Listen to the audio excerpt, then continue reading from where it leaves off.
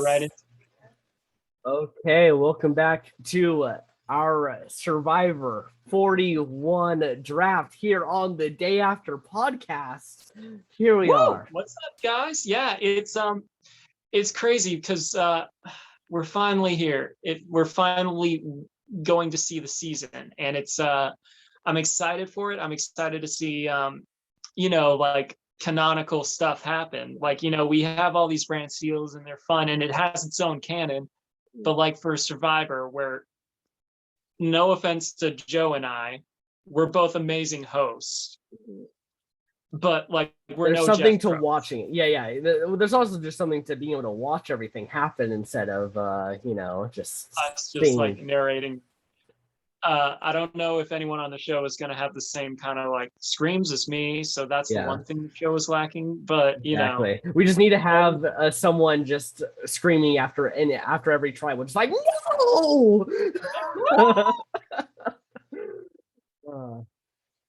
Yeah. But it does seem like a very cool cast. I'm excited to see how this plays out. I've been up to date with all the like EW stuff, and like I'd say this is probably the most informed I'm ever gone into a cast, like a new cast. Yeah.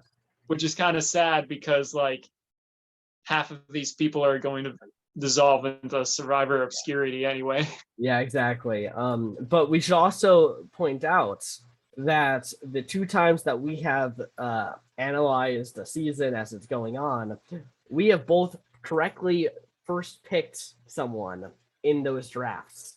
You picked Tommy Sheehan, I picked Tony Vlachos. And those are our first picks, and they were the winners. So we do have that. We have quite a reputation now that we know who wins. Exactly. And also I wanted to add potentially a little twist to this draft in a sense. Normally, all that really mattered was who wins. We were just kind of picking who we think is going to win.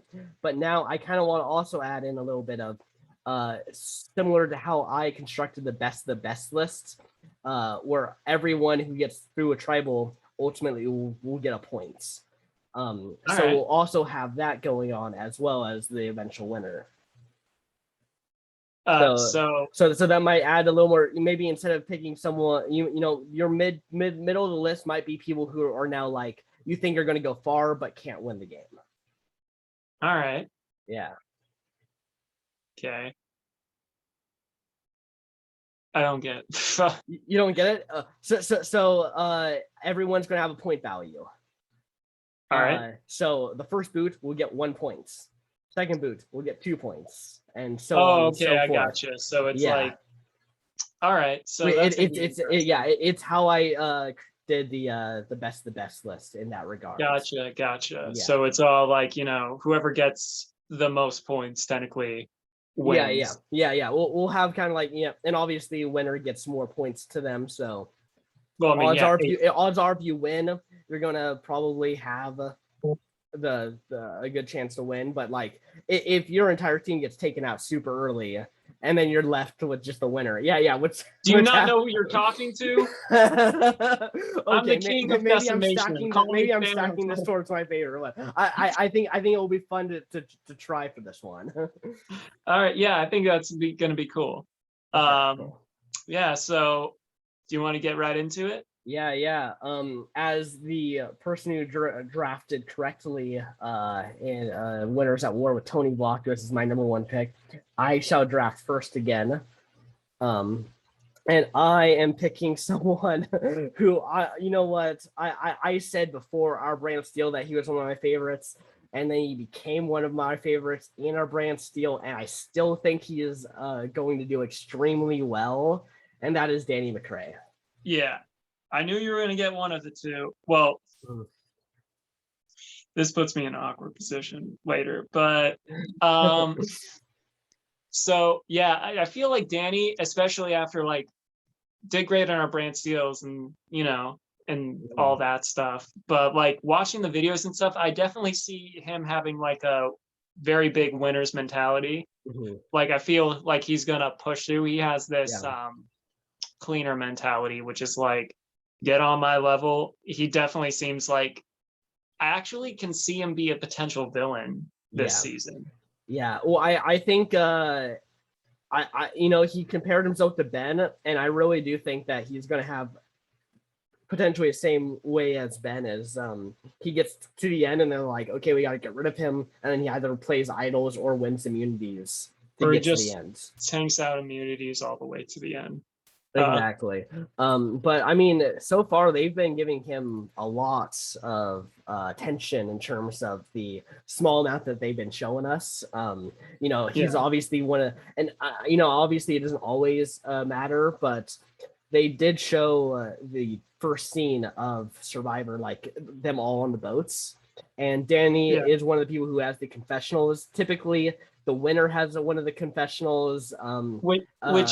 Which is interesting, because I was wondering, like, I wonder how many people have actually been like on the boats and like one of the first ones to talk, and then that's like a little thing to hunt for another day. But exactly, I think part of it could be because he is an ex-NFL player, getting some of his fans in.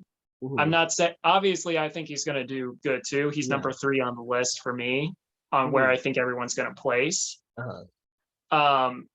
I think part of the reason why is, football, get more football peeps in. But yeah, I think he definitely has a really good competitive mentality, and especially in a fast-paced game. Yeah. I feel like I mean, this looks like it's going to be a very physical game. Like, if they're doing it in 26 days, almost every day might have a challenge. And that can be tough for people who aren't, the physical people, like some of the older contestants might struggle a little bit near the end of the game, but I don't think Danny is gonna have that kind of problem with the speed. And it seems like he's a big fan. Like, he's been watching a lot of Survivor, especially during quarantine. He said that's like all he's been doing. Yeah, I mean, if you know your cast, that's probably one of the best things to do. Then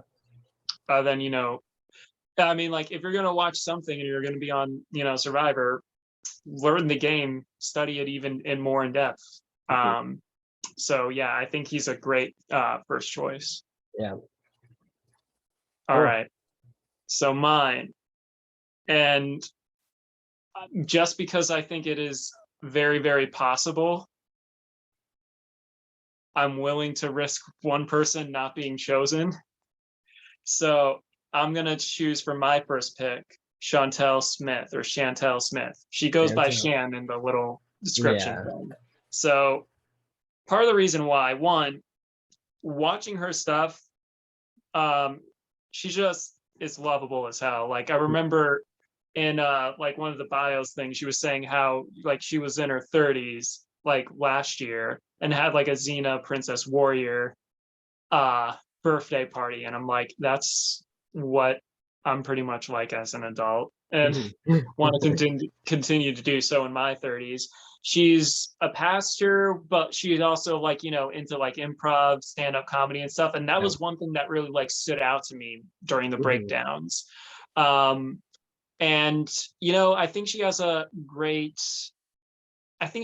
shot, because she does, she is saying that she's willing to play the game and stuff, and I feel like, I wouldn't say a sleeper threat, but I feel like what's going to happen is that we're going to talk about Ricard, I'm assuming pretty soon, yeah.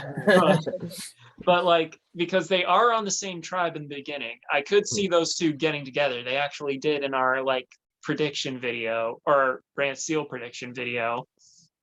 I can see them going together, and then like Ricard getting a lot of the heat, and then Chantal just kind of like coming out from the shadows, or like Ricard is kind of like, I wouldn't say the meat shield, but like he's the one who's kind of like the face of the operation, and then gets targeted.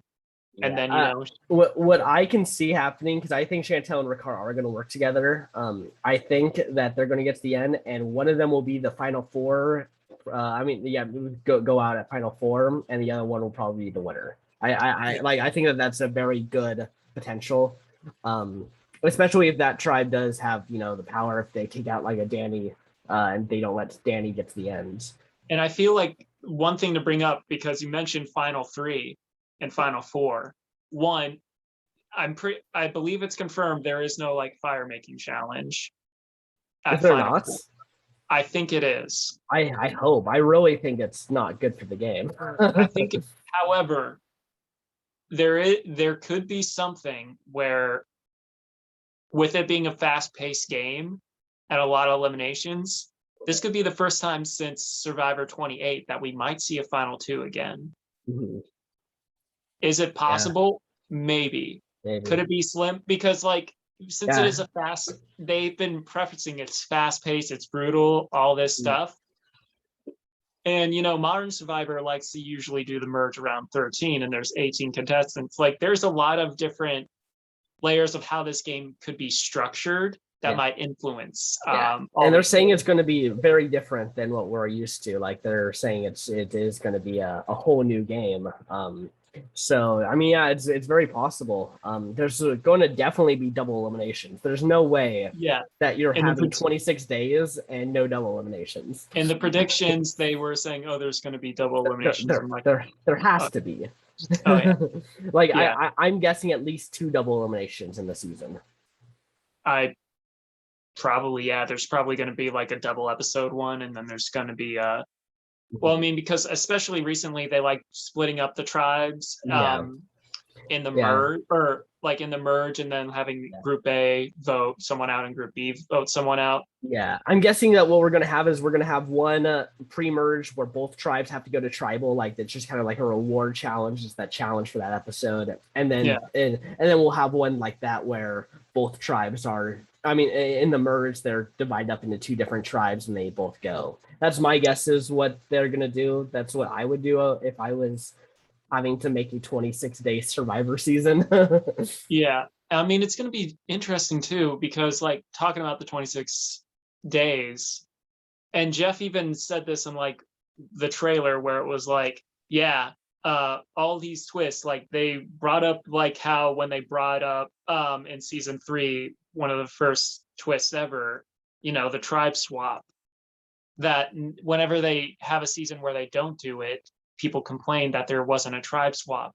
With such a fast-paced game, and with there already being like 3 tribes in the beginning and fewer players on said tribes, like when will a tribe swap come in? Or are they gonna go to 2 teams at a certain point, or are they gonna remain the 3 like they do sometimes? Watch, every tribal is a new, they do a swap after every tribal. How crazy would that be? I mean, I've done something like that in like not like Brand Steel simulations with my like action figures and stuff back in the day, but like I've always like wondered something like that happening. Do I think it's going to happen here? I don't think so. I don't think right away. I could see if they keep this format, them doing something like that down the road. Because eventually, with everything, eventually something's going to get stale where it's like, okay, you got to shake it up somehow. And that could be something that they do for like a season just to keep it interesting. But I don't think it's going to happen this time. Yeah. But I know that was like a side grade, but so Chantal, when she finally refers to herself introducing, then I will stick to whichever it's introduced as. Exactly. Similar to like Evie. Yeah, we don't fully know, but we're doing our best. Okay. Right. Okay, this next person, we brought him up as someone that's probably going to be talked pretty soon, and lo and behold, here he is. We got Ricard Foyer. I get just so Todd Herzog vibes from him, but I think he's like the modern day Todd. Like I can still see him like Todd. I think could adapt to the modern game pretty well, but like I just think Ricard already feels like he belongs in the modern game. He's even a flight attendant, which already is kind of like Yeah, I mean, I think worst placing that this guy can do on the season is like a 9th place. Like I can't see them targeting him before then. Like so I mean, just in general, as my second pick, I just feel like getting someone who's going to make it at least halfway through the season is good, and I think he's got what it takes to win. So I do too. He was my number 2 pick, and I was like, actually, for the longest time, he was my number 1. But then I like, when all the bios came out, I changed my mind. So like, a lot of pressure on Shan right now because I gave up 2 really good people for her. Yeah. She better fucking. I will say Chantal was my number 2. I didn't say that before. She was. If you did pick Chantal, I was going to pick Chantal. Oh, interesting. Yeah. All right. But yeah. Okay. So, but yeah, I feel Ricard is definitely someone who he's here to play. You can just see it in his eyes. That little still, it's like on the thumbnail for like the trailer. You see like the determination and the like it's the want to win. Yeah, I'm trying to think of the word for that. Yeah. The drive to win, to like, like he seems like he's gonna do very well. Yeah, he's also the one that I feel like Survivor's really been trying to showcase in terms of advertisements and stuff, and promoting the season and stuff. I feel like he is someone that's trying to put on like the thumbnails of videos and stuff. So, just kind of like subtle messaging could be coming into play by Survivor's part. But yeah, I mean, I also winner of our brand steal. He had to be picked in, I think, the upper half at least. Yeah, of course. Like there is no way he. I don't know. Yeah, he just. Yeah, I will say also like, the people. He looks like he was supposed to be on Survivor. Yeah. I will say the people on like the top half of my list are the people who did very well in our brand steal. So there is a cut. I would have to say there's only like one person who did well in our brand steal that's like low on my list. There's like one, but I kind of forget where he placed. But actually, there's 2 that are kind of like pre-merge. Well, depends on when the merge is. Yeah. But I'm sure you're gonna snoop up one of them. Mm-hmm. I know for a fact you're gonna scoop up one of them. Oh yeah. Yeah. All right. Next up, this is a tricky one. It's tricky because I'm just going by the order because I made my own kind of like order of how I think everyone's gonna like be eliminated. Mm-hmm. This is tricky because she's one of these people, and she's not the only one, where it really depends on how often they go to tribal council in the pre-merge and how they come across. So I hope I don't regret it. My number 2 pick is Jeannie Chen. Jeannie, wow. Wow, that is shocking. Bold that she was number 4 on my list, but she looks like someone that could either go home early or go very far in the game. Yeah. I mean, I get it. I don't think she's winning the game, but I definitely could see her being the Elaine kind of figure of the season that is likable and makes it far.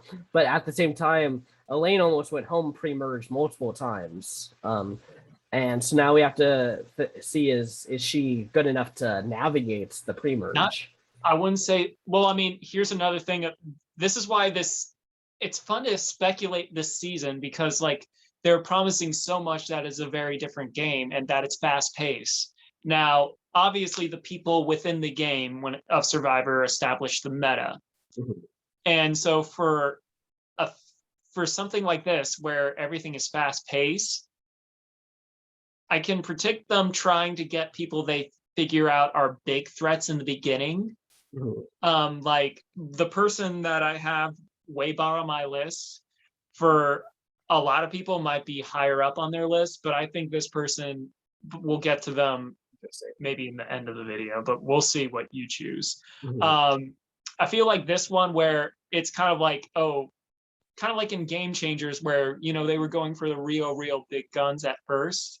I could potentially see something like that happen here, where 26 days, because there's always a thing with psychology when you're granted they're going into the game with this knowledge of it's going to be 26 days, but like when a third of your time is gone and when you've been like, thinking for months and months, or 20 years basically, that, oh, when I go on Survivor, it's going to be 39 days. And now it's 26. It's like, I need to fucking play fast or hard, or I'm going to get eliminated or seem like a goat.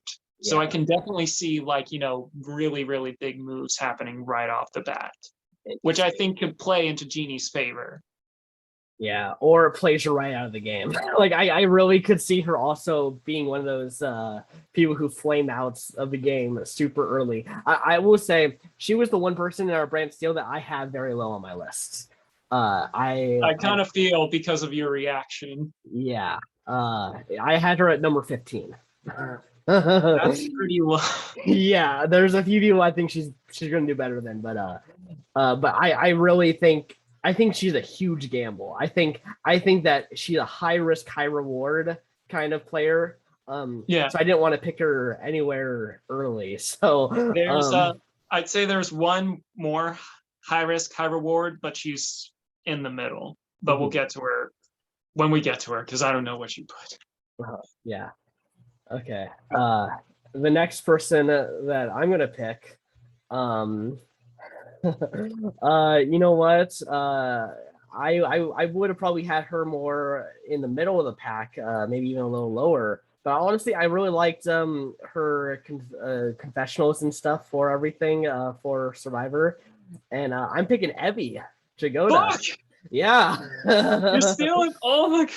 Yeah, I really think that if she can get through that pre-merge, like the first few boosts, and she's not, if she can keep that man-hating personality that she has got apparently down, I think she can make it very far, especially if there is a female alliance that ever happens. I think she's going to be so on board on that and not want to flip over to the guys.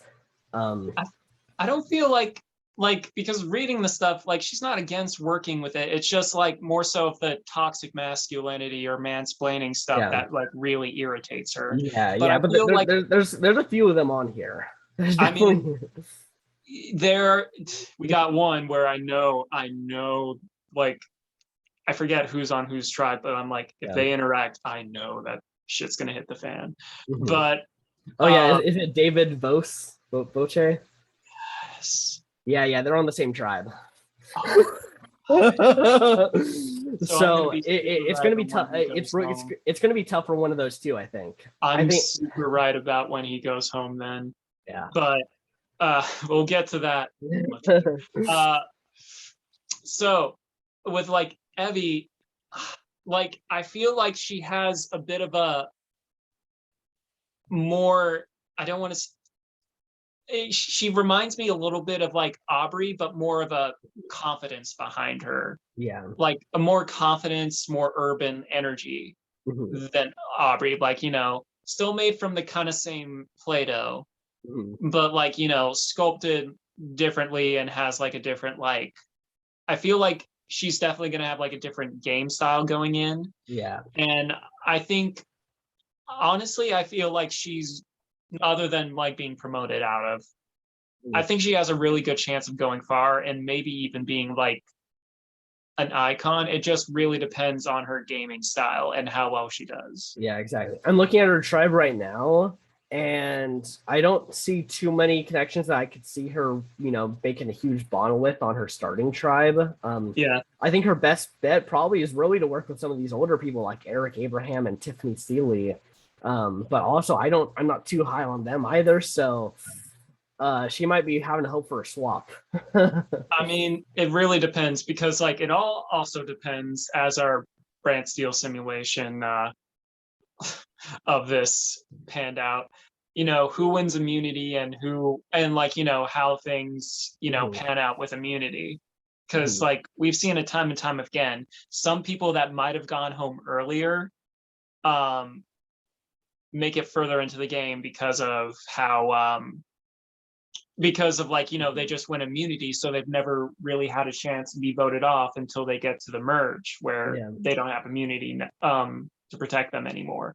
Exactly. Now I feel like Evie is probably going to make it, I feel like she's going to make it far. I had her as like 6, placing number 6, but we'll see. Yeah. Yeah, I mean, I think if she can get through to the swap, I think she's going to make a very deep run. But I do think that her starting tribe is a little scary. But yet again, you know, you win a couple immunities and the swap's a little early. I mean, then it doesn't even matter. We'll get into a reason why I think she's going to be fine, but Okay. much later. All right, so next up, I'm going by how I have this down, and you might be a little wide-eyed for this. My next pick is Nazir Mutali. Damn, he was my next pick. Really? Okay, Yeah. so now I feel a bit more. First off, like, he's just a lovable guy. Like, he's like, I see him and, like, you know, his backstory and everything, like, it's inspiring. And I feel like he's going to be a big asset on the tribe. Yeah. How he's going to be in, like, challenge and stuff is probably the only thing that might, you know, make him a little bit lower on the totem pole. I think tribe chemistry is definitely going to play a factor into that. But I feel like he's a very resourceful guy, and he's so likable that it could propel him further. But it depends on tribe chemistry, and I feel like, you know, because when you get closer to the edge or to the end, you have those, like, the two biggest. I mean, you look at the threats, the biggest threats, and he is definitely huge social threats, and social threats usually typically make it further in the game because, like, they're not, like, strategic, because, like, with strategic, you got to take care of those nows. Those are immediate threats. Same with you know, challenge threats. But social threats, they can stick around for a little while. And I feel that gives Nazir an edge, a big edge in this game. Yeah, I think I like Nazir. I think he's going to be similar to like a Tai Trang from Ko Rong or Game Changers. Yeah. Like, I could see him, you know, really trying to have that social game, but because of how Survivor is, I could see him having trouble, you know, still having that social game and, like, having people be okay with, like, voting him, but people getting voted out and all that stuff. I think there might be some problems with that in the merge area. That I don't think it's like a villain edit, but it's like, clearly, you know, Ty had a semi-villain edit at a certain point where I feel like it's one of those things where it kind of comes from where you're looking at it from. Because, near the end, I did kind of see a villain's edit, but when I rewatched it, I'm like, well, that's what I'm saying. Like, he wasn't a villain. Like that's what I gotta say. I don't think Nasir is going to be, like, considered a villain, but I think that there's going to be a few moments where, like, he does something that really hurts, like, probably a huge, you know, a bigger character or something, and that kind of just that becomes the narrative. Is this guy says he's all about trust and loyalty and stuff, and he's not. Maybe, I don't know. Like, he could be someone that's too nice for this game, but I don't know. I feel like we gotta see. But I feel like, you know, he can go far in this game. Yeah. Nice. That's a good pick. I am going with someone who I actually think is not going to win the game, but I do think they're going to make it pretty far. Just because I think they're going to have a good social game, pretty much, and that's really the only reason. And that's Sydney Segal. Interesting. She's kind of going out there as the beautiful girl, like that. They're really kind of marketing her as that kind of person of the season. New property. Exactly. So obviously there's the chance that, you know, everyone else notices this as she's supposed to be the new property and takes her out.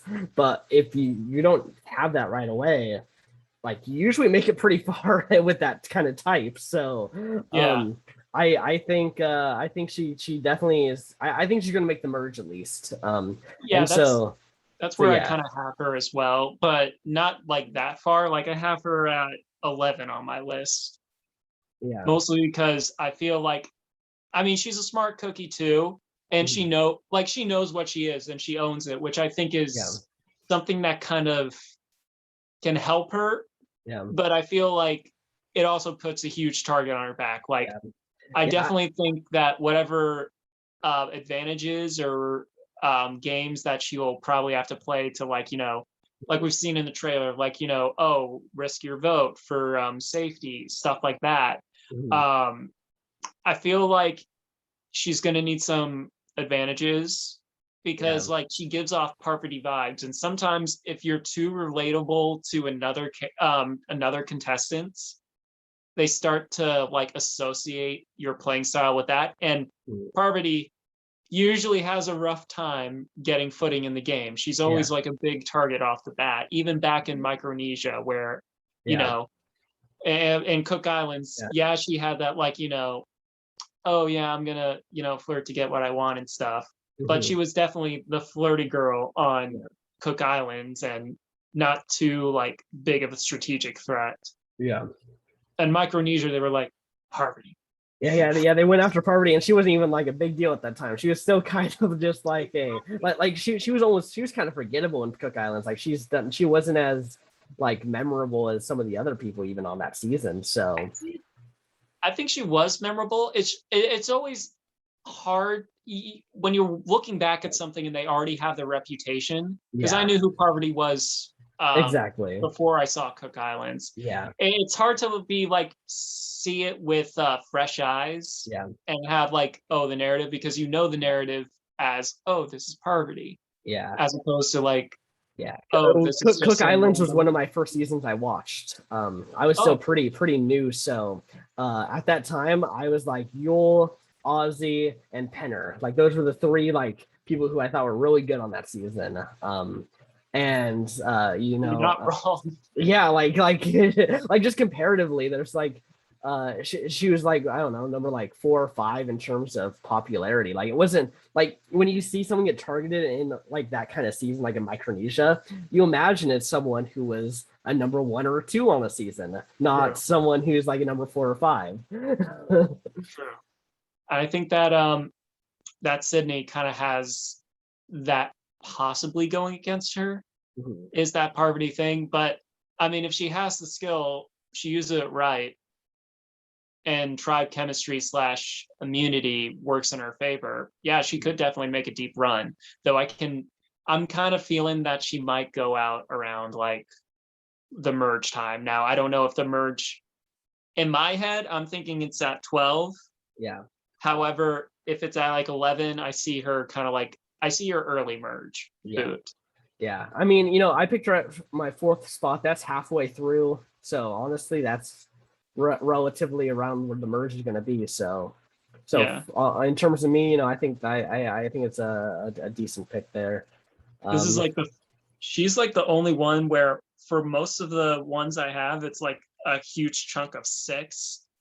And then Sydney is just like, whoop, down, not down there, but like she kind of broke that cycle. Uh-huh.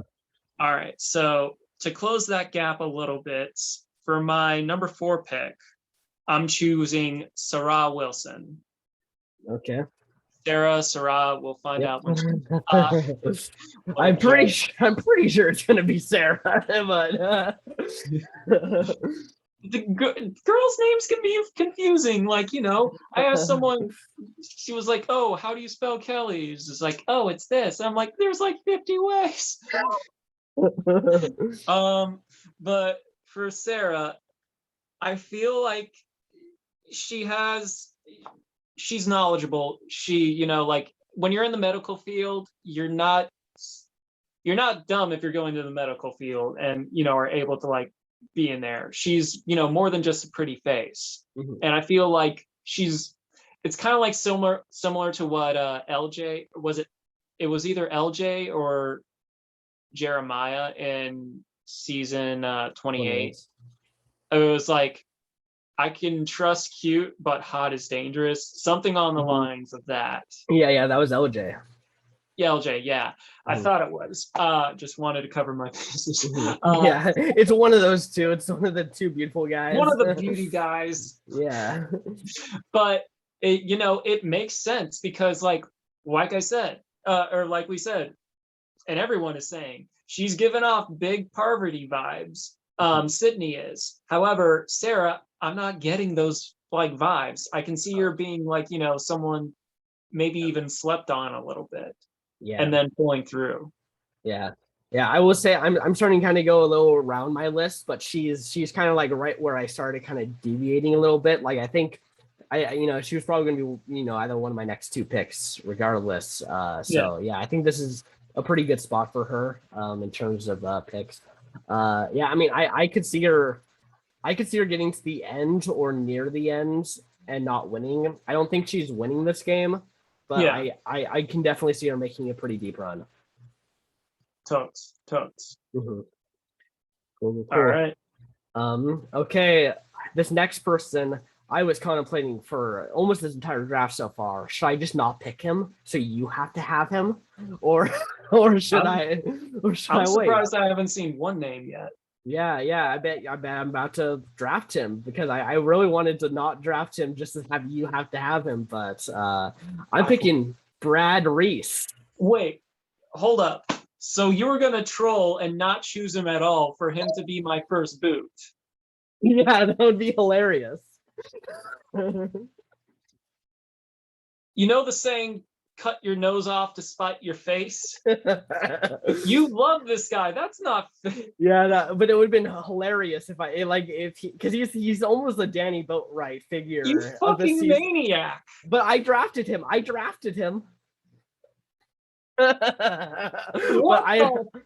Yeah, he was actually my number 5, but I was like, I was waiting. Joe, jokes aside, I know it's in your name, but like, jokes aside, man, if you love the man, appreciate the love. I'm not so much that you cursed me with him, because he would have just been lowest on my list. Yeah. However, it's just like, no, if you like the guy, get him on your team. I did. I decided because I think he's gonna make it to the merge at least. So I do think I want to get those points. I think he's going to be. I'm gonna say this, unless you haven't watched, viewers at home, our Brant Steele prediction or any of our Brant Steels that had him in it. I totally think this guy's gonna be a villain. I just don't see it. It's just like I see his smile. It's not warm like Nazir, Sarah's, or Erica's. There's just something underneath it where I see. I just think like, it might be something where maybe the tribe. Like, who's on his tribe? He has it's Brad Reese, Jeannie Chen, Jairus Robinson, Ricard Foyer, Sarah Wilson, and Chantal Smith.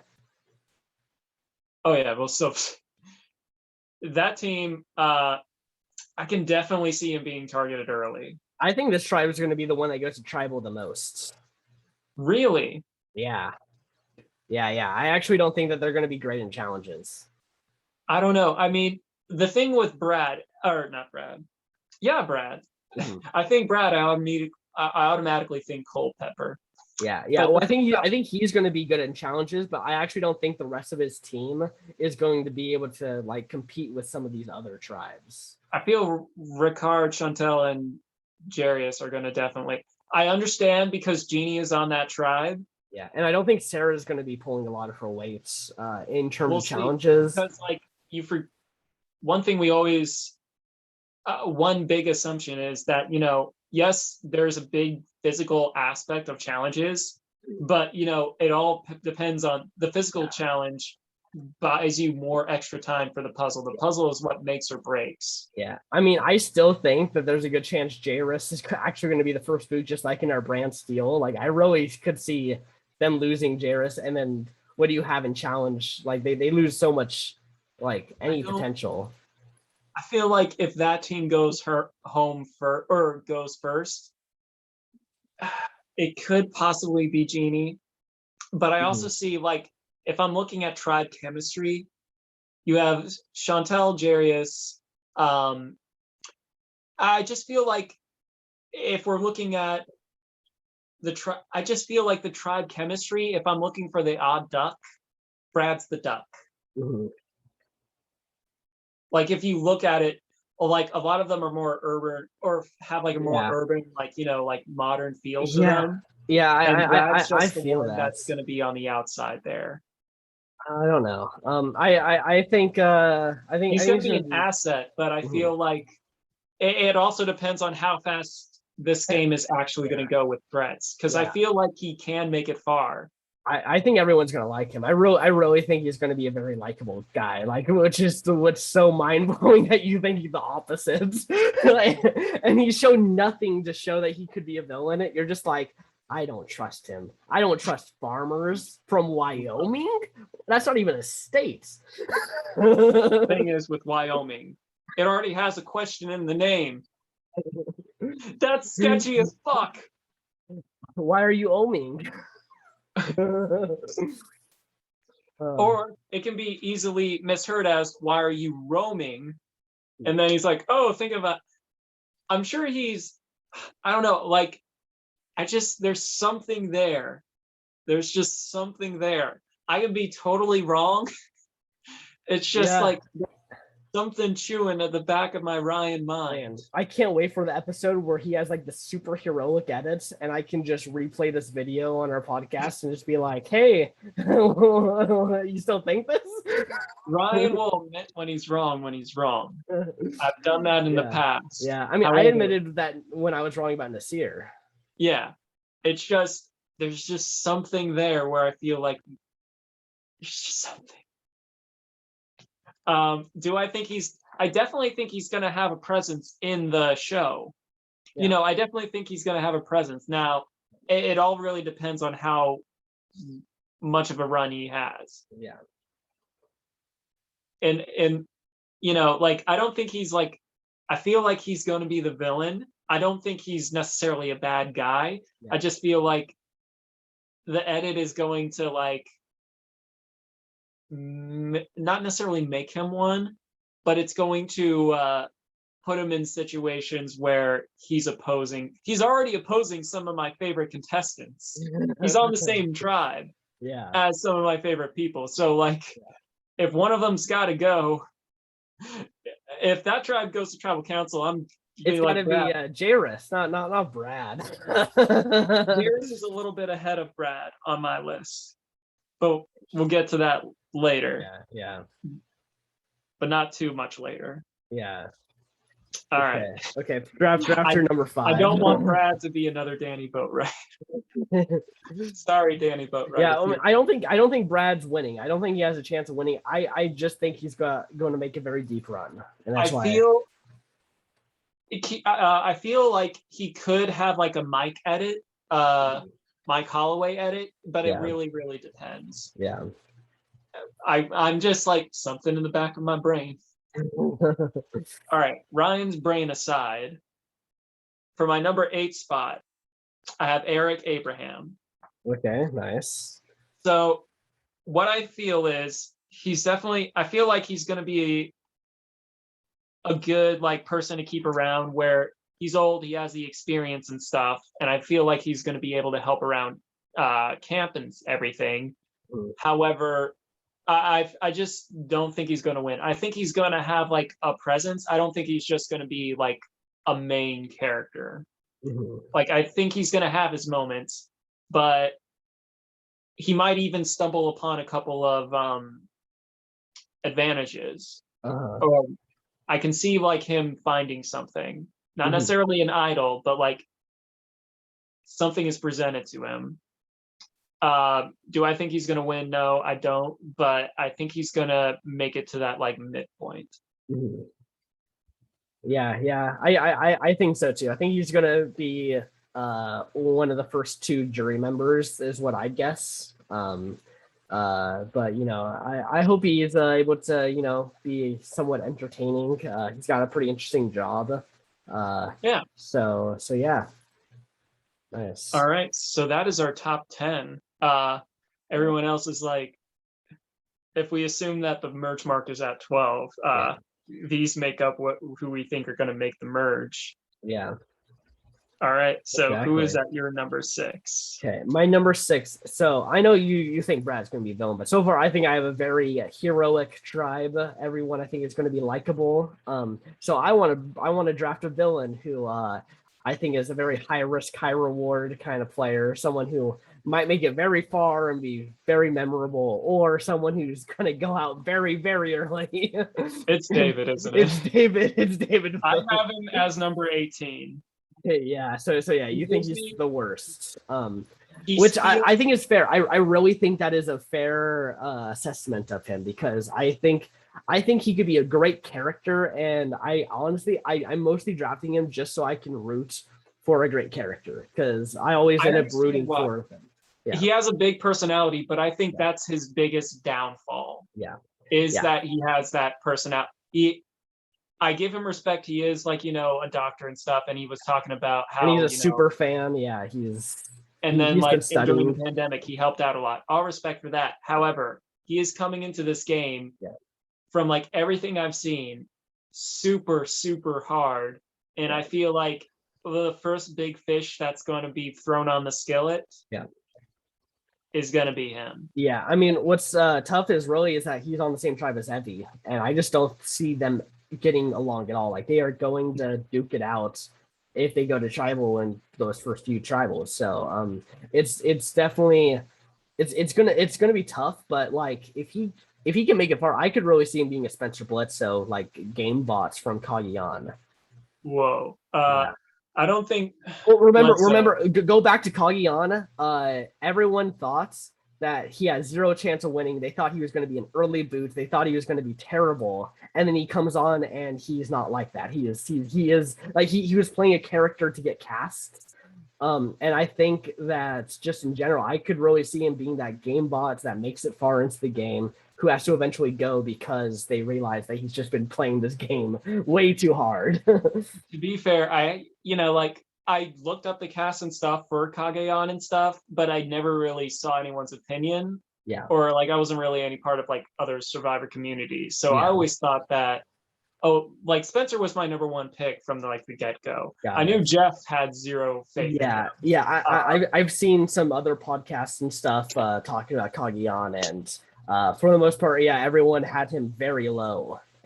really, It's weird. They had him and Tony super low in that season, and that's why everyone loved the season. Actually, and like a lot of fan sentiment was it blew expectations out of the water. Like it was not what they expected.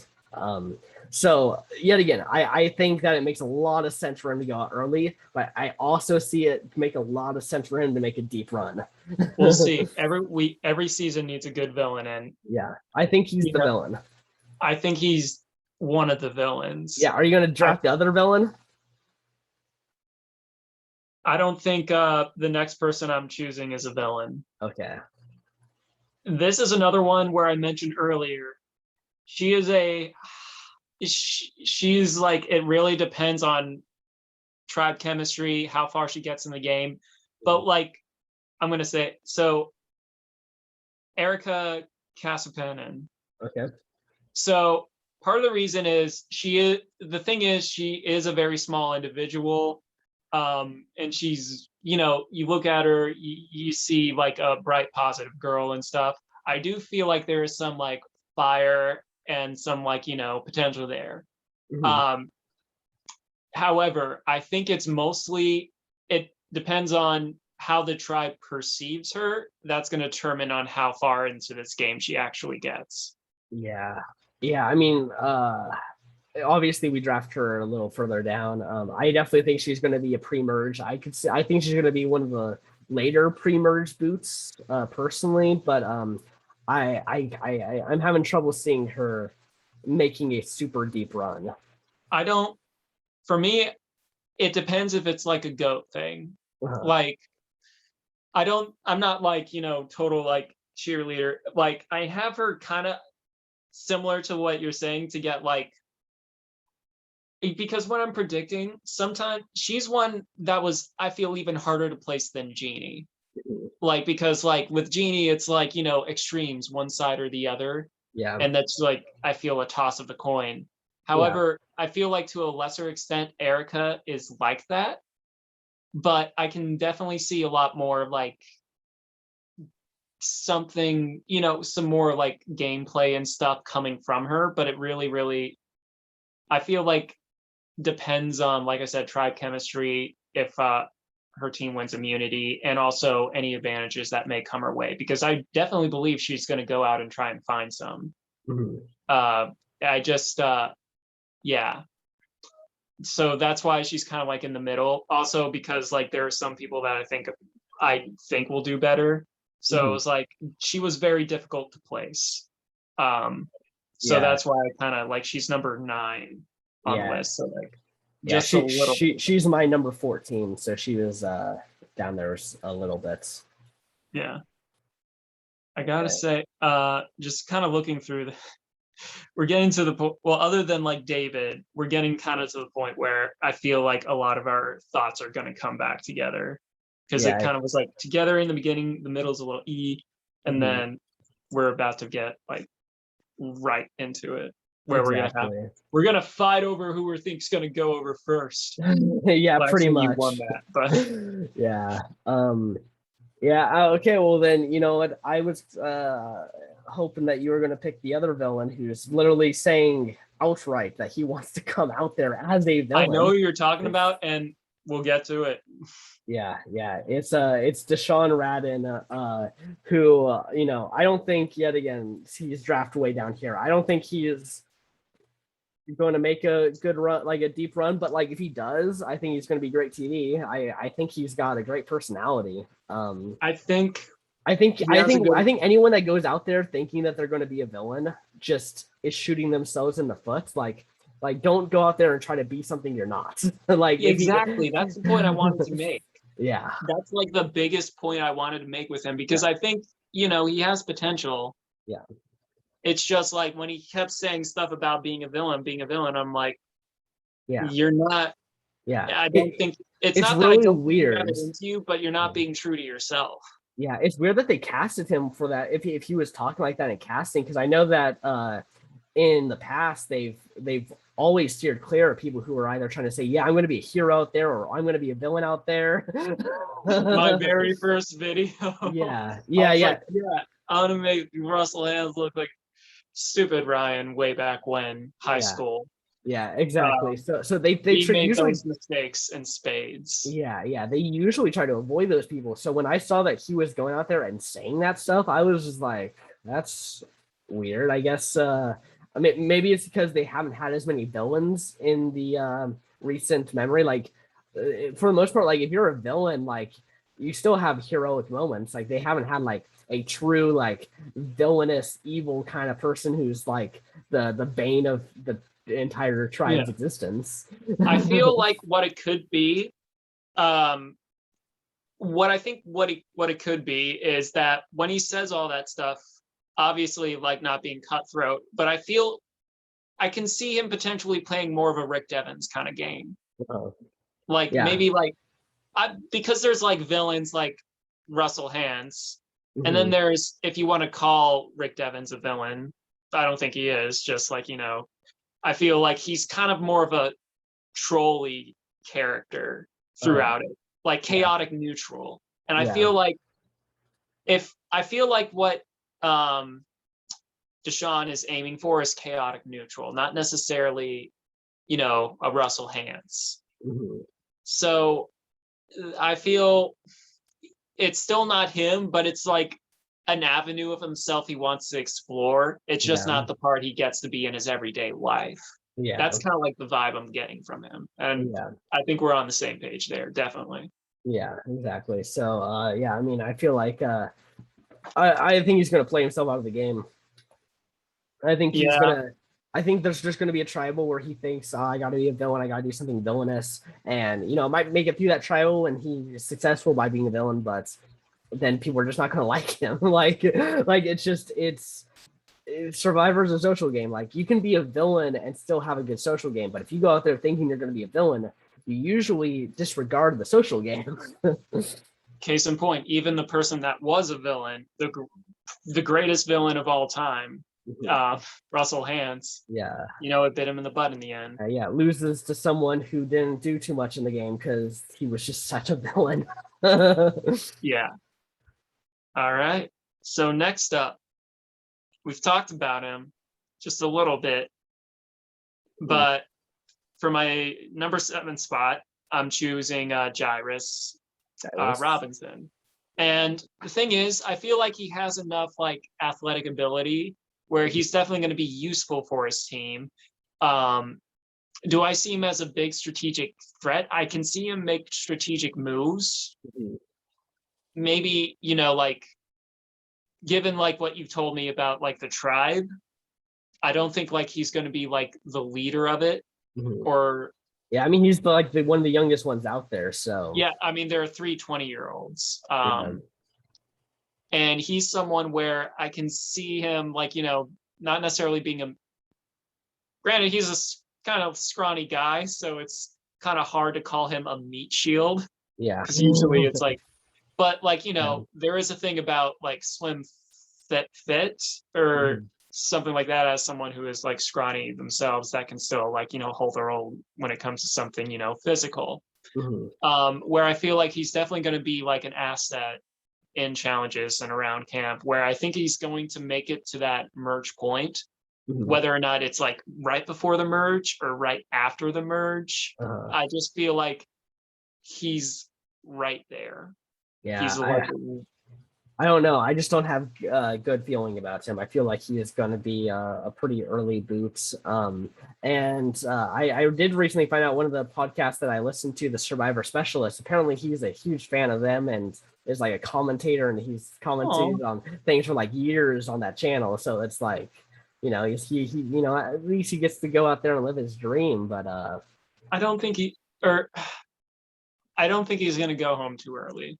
But I feel like, yeah, I mean, stranger things could happen, or not. I don't feel like there's anything wrong with him per se, and I feel like that's why, like, it's so easy for me to say, Dave, he's totally going to be the first boot. Like for Jairus, he doesn't give me like, I don't see anything like too wrong with him other than like his youth maybe being something that's targeted early. But then again, if I look at his tribe, it's something where I don't think that's going to be too much of an issue, where he's going to be more of an asset. Maybe I can really see Brad, Jeannie, Ricard, and Chantal honestly teaming up and taking out the younger ones, having kind of the older, more experience, taking on the 2 really young ones.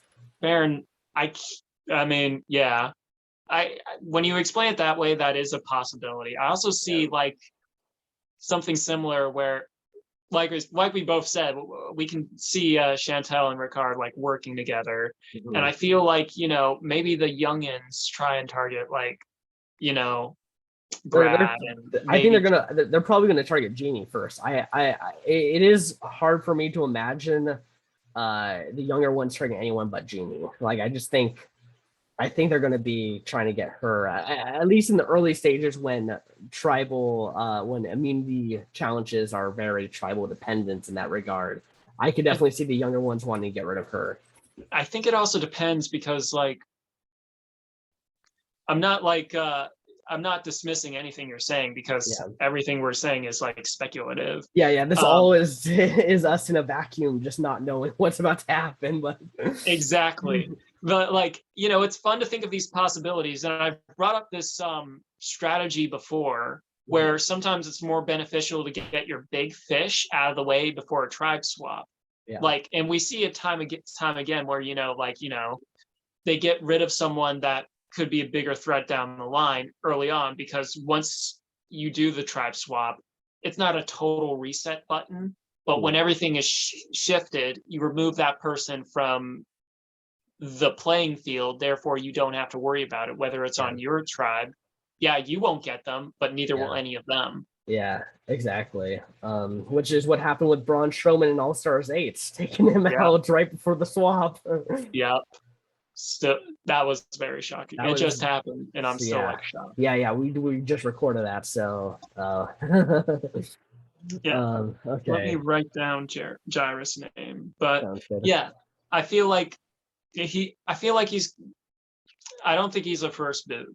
Mhm. I think he's going to go far, but it's not that anything's wrong with him. I think his youth is definitely going to play into a factor. Not only just because they kind of like said it when there's like, you got 3 20-year-olds there and you're the one and they're the ones that's like, you get that privilege. Yeah. Speaking of which, we're getting into the 20-year-olds because there's not. I like how the 3 20-year-olds, they're on the bottom of our list, basically. Mhm. No offense. Yeah. I mean, I am gonna draft one of them right here. And I'm gonna draft Liana Wallace. All right. Yeah. I think out of this bottom tier, I think she's someone who I think can make a merge. I don't think she makes it very far at all in the merge. I really think she has that kind of first 2 or 3 boots into the merge kind of quality. The thing is with her, when I'm looking at the other contestants, I just don't. Nothing about her wows me too much right now. Exactly. And I don't think she's gonna pop on the screen. To be honest, I don't think she's gonna be a big character or a big strategic player. I think she's. I think the only way is if she's a sleeper threat. Yeah. That's the only thing I can really see her as. But I just like the other contestants more than her, so that's the only reason she's this low. Yeah, only reason I'm picking her is that I think compared to some of these others, I think she has a better chance to make a merge than some of the last ones that we haven't picked yet. Yeah, fair point. All right, next up for me, I have Tiffany Sealy. Tiffany. So part of the one, she does get that she's one of the voices in the beginning. Mm-hmm. There is that she has going for her, but it's also interesting in the sense of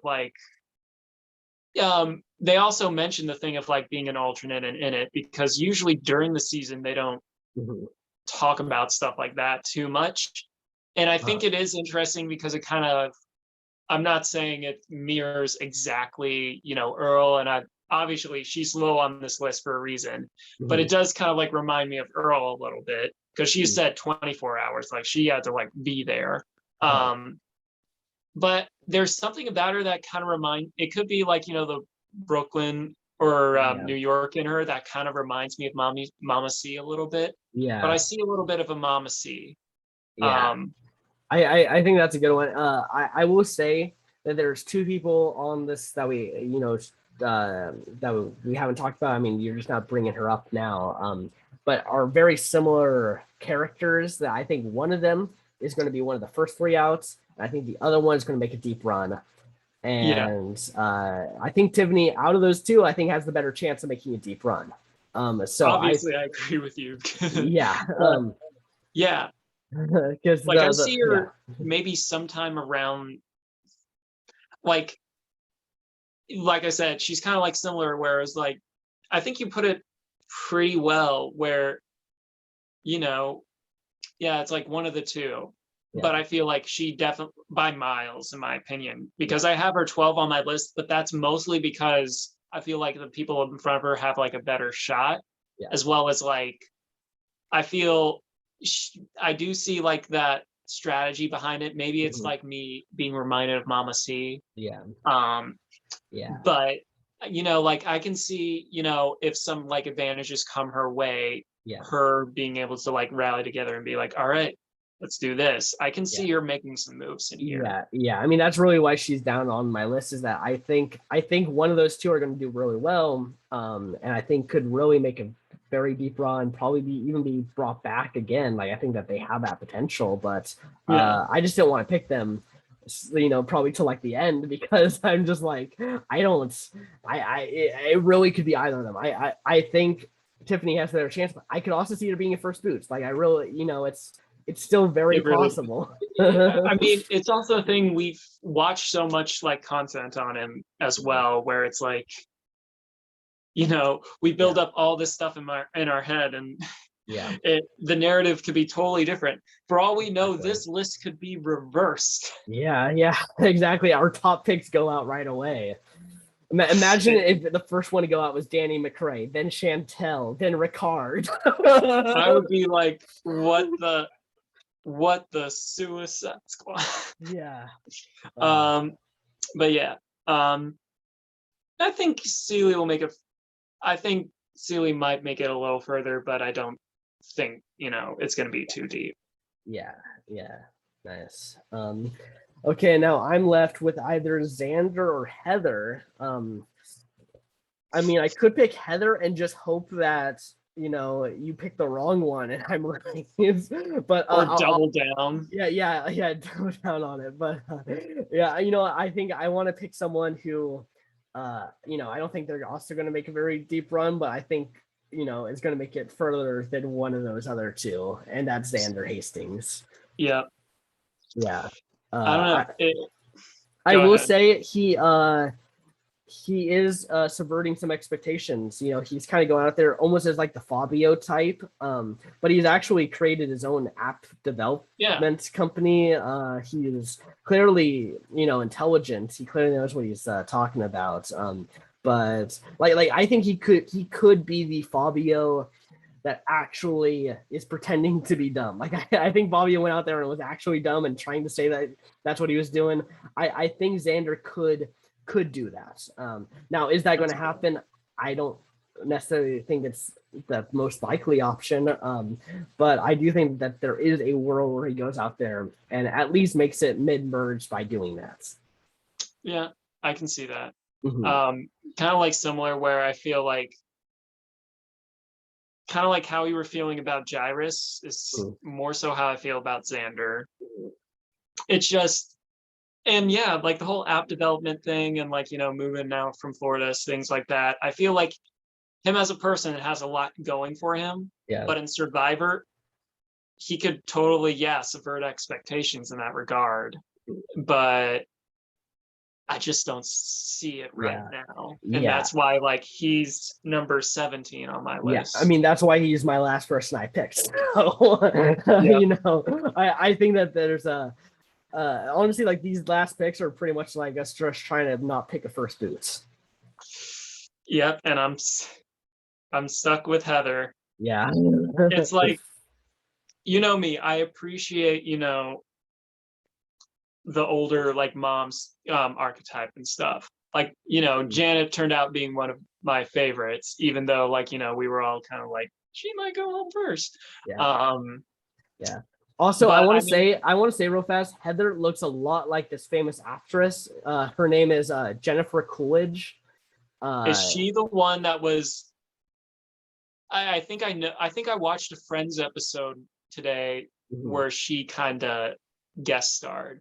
Yeah, maybe. I mean, if you ever watch the American Pie movies, she's Stifler's mom. Stifler's mom, yeah. She does give off those vibes, but I was about to say, I feel like she's a housewife and stuff like that. It's just, she doesn't have that wow factor for me. Yeah. I mean, I gotta say, I think Tiffany was just a better character, so I think that makes sense why you'd pick her over Heather. I think if Heather makes it further in the game, it might be like a Sunday kind of from Millennials versus Gen X, where she's kind of doesn't do too much, but is in the right alliance or something like that and makes it further. I definitely don't see her controlling the game on her own. I think other people are going to do it, and hopefully for her, she's on board. But I also, I just think she's going to be one of the first three to go at the same time. I'm like looking at my list. I'm not saying I'm fucked, but I look at your list. Yeah, I think I have a great. I look at my list, and I'm like, yeah.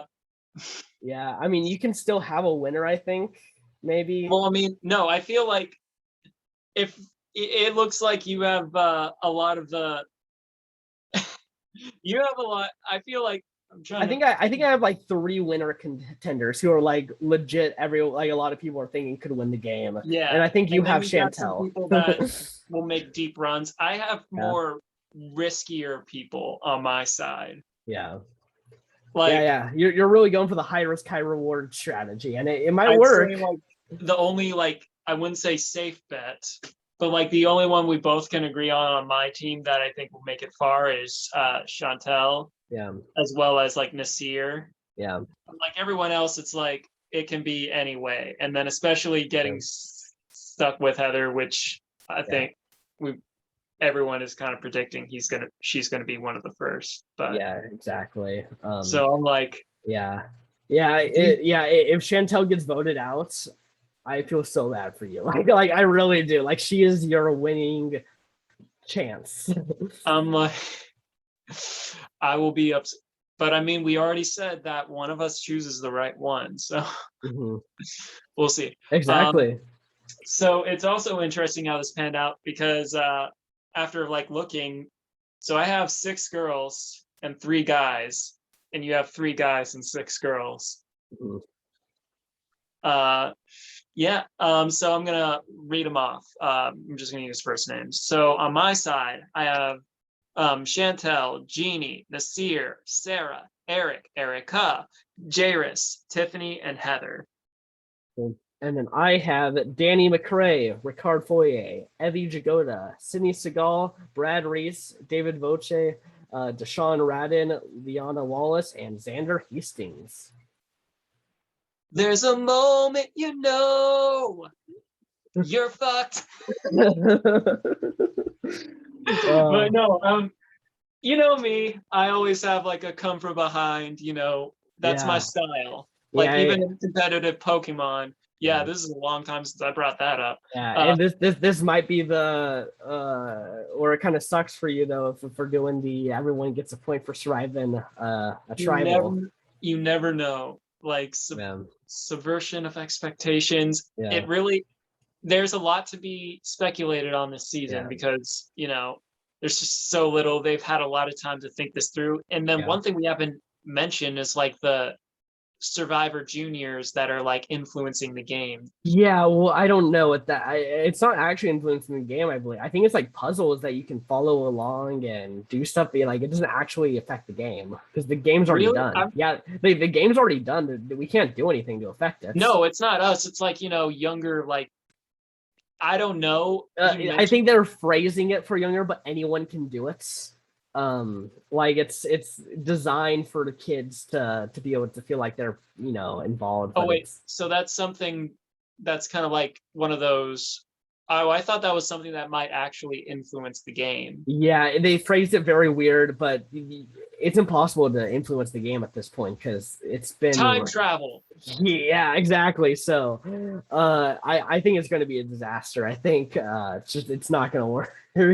But who knows, I don't know. I feel like everything has its like fan base in some regard, but I mean, there's a lot of like different twists that are coming up. The fact that there's 18 people, they're starting out with like 3 tribes. That always like it's known for being very, very fast. So like anything can happen. I'm a fan of the 3 tribe start, to be honest. I like it. I think Jeff Probst said he likes 2 and then turning them into 3, but I do like the 3 turning into 2 because then you're forced to work. There's really nowhere to hide. You actually reduce the chance of a begonging happening just in general, like because unless you never have a tribe swap and that one tribe just dominates, like that's you just gutting.